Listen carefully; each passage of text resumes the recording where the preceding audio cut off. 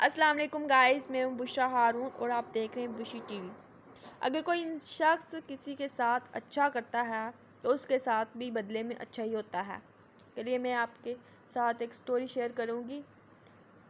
پاکستان کے ایک مشہور معروف سرجن کا اکلوتا بیٹا جو مشکل سے 6 سال کا تھا، ایک خاتون کا بیان ہے، میرے اسکول میں پڑھتا تھا۔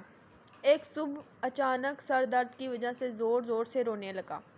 پتہ چلا کہ اسے بہت تیز بخار بھی ہے۔ میں نے بچے کی والدہ سے بذریعہ موبائل رابطہ کرنے کی بہت کوشش کی مگر رابطہ نہ ہو سکا۔ ایک کے بعد ایک کال مگر بے فائدہ۔ دوسری طرف بچے کی حالت درد سے بگڑتی جا رہی تھی۔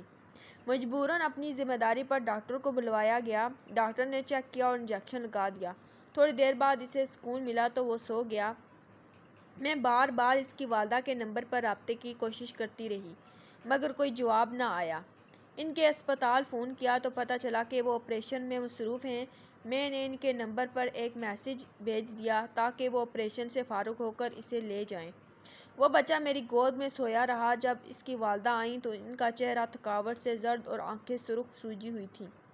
اپنے بچے کو سکون سے سوتا دیکھ کر میرے پاس بیٹھ گئیں۔ انہوں نے بتایا کہ کئی گھنٹے سے وہ ایک بچے کا آپریشن کر رہی تھیں جو اپنے والدین کی اکلوتی اولاد ہے۔ اس دوران انہیں اپنے بچے کا خیال بھی آتا رہا کہ ان کا اپنا بھی اکلوتا بچہ ہے، اسی لیے انہوں نے اسے اپنا بچہ سمجھ کر بڑی توجہ سے اس کا کامیاب آپریشن کیا۔ اس کے والدین بہت خوش ہیں۔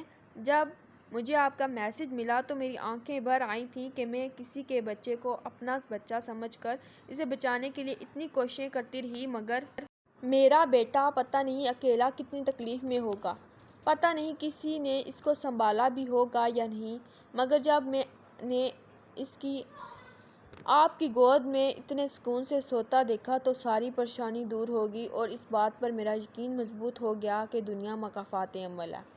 فرمان مصطفیٰ صلی اللہ علیہ وآلہ وسلم ہے، دوسروں کے لیے عافیت طلب کرو تمہیں بھی عافیت نصیب ہوگی۔ حضرت سیدنا ابو درداء رضی اللہ تعالیٰ عنہ فرماتے ہیں کہ میں نے رسول اللہ صلی اللہ علیہ وآلہ وسلم کو فرماتے سنا، مسلمان کی اپنے مسلمان بھائی کے لیے اس کی پس پشت دعا ضرور قبول ہے۔ اس کے سر کے پاس فرشتہ مقرر ہوتا ہے کہ وہ جب اپنے بھائی کے لیے دعائے خیر کرتا ہے تو مقرر فرشتہ کہتا ہے آمین اور تجھے بھی اس جیسا ملے۔ حضرت مفتی احمد یار اس حدیث پاک کے تحت فرماتے ہیں، یعنی تم مسلمان بھائی کے لیے دعا کرو تو فرشتہ تمہارے لیے دعا کرے گا۔ اگر تم نے فرشتہ کی دعا لینا ہے تو دوسروں کو دعا دو۔ بعض بزرگ جب کوئی دعا کرنا چاہتے ہیں تو پہلے دوسروں کے لیے دعا کرتے ہیں اور اپنے لیے بھی جمع کے صیغہ سے دعا کرتے ہیں۔ ان عملوں کا ماخذ یہ حدیث ہے۔ یہ عمل بھی ہے کہ پہلے اپنے لیے دعا کر لے پھر دوسرے کے لیے۔ دوسروں کی سلامتی مانگو تمہیں بھی سلامتی ملے گی۔ حضرت سیدنا ابو اسحاق شیرازی رحمۃ اللہ علیہ کو فقہ اکرام کے درمیان شیخ مطلق کہا جاتا تھا۔